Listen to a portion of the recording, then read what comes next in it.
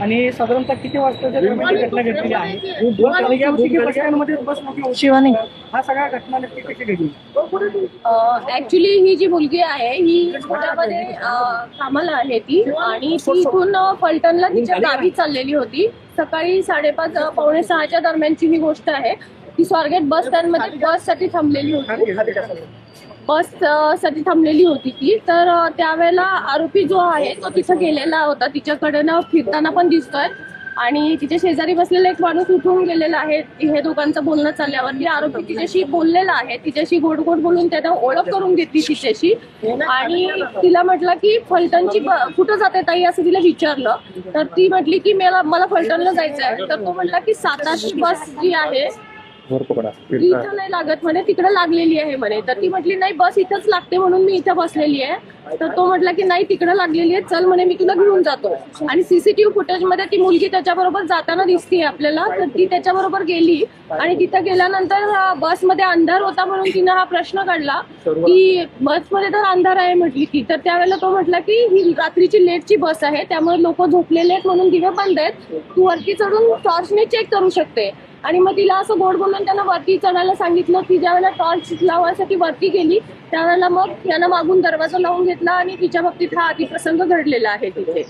त्याच्यानंतर तो आरोपी उतरून गेला. ही मुलगी बसमधनं उतरली आणि आपल्या बसने म्हणजे कुठेही तिथं दुसऱ्या बसचा एक ड्रायव्हर तिथे दिसत आहे वगैरे, पण ती उतरून दुसऱ्या बसने आपल्या गावी चाललेली होती. आणि जात असताना मग तिला मित्राशी बोलली आणि मित्रांना सांगितल्यानंतर ती पोलीस स्टेशनला इथं कंप्लेंट देण्यासाठी आली.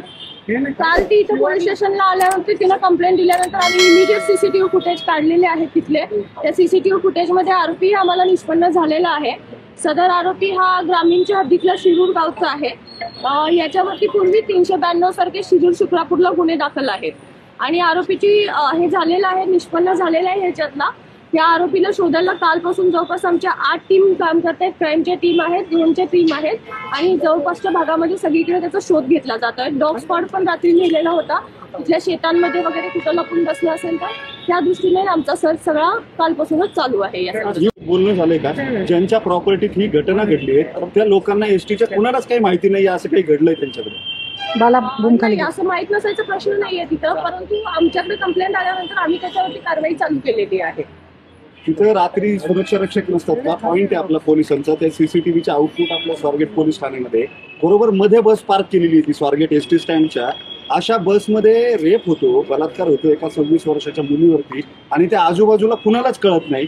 तुम्हाला वाटत नाही का की सिस्टीम मधले काही लॅप्सेस आहेत ज्याचे हे परिणाम आहेत? नेमका दोष कोणाचा आहे, चूक कोणाची आहे? एसटी आगारात बस लावून ती लॉक न करणाऱ्या चालक वाहकाची ती बस लॉक होऊ शकत नाही म्हणून एसटी प्रशासनाची कितीशा सीसीटीव्ही आहेत शांततेत बाहेर पडली, कुणाला काही सांगितलं नाही, आरोपी निघून जाताना दिसतोय शांत. एक्झॅक्टली सीसीटीव्ही फुटेजमध्ये आरोपी खाली उतरले की लगेच 2 मिनिटात मुलगी हे झालेली आहे, खाली उतरलेली आहे आणि नंतर ती निघून गेलेली आहे. बसमध्ये बसून ती गेलेली होती. निंब्या रस्त्यात गेल्यानंतर तिने तिच्या मित्राला फोन केला आणि त्याच्यानंतर मग ती परत त्यांना सांगितलं की नाही तू याच्यात कंप्लेंट कर. यानंतर मुलगी जवळपास 9च्या दरम्यान पोलीस स्टेशनला आलेली आहे ह्या सगळ्या गोष्टीची माहिती द्यायला. शॉक मध्ये होती का हे सगळं झाल्यामुळं? तिला काय करावं कदाचित आपण तसं म्हणू शकतो. त्याच्यामध्ये तिला सुचलं नसेल आणि त्यामुळे ती उशीर आली असेल, परंतु ती आल्यानंतर आपण इमिडिएट तपासाची चक्र सगळी फिरवलेली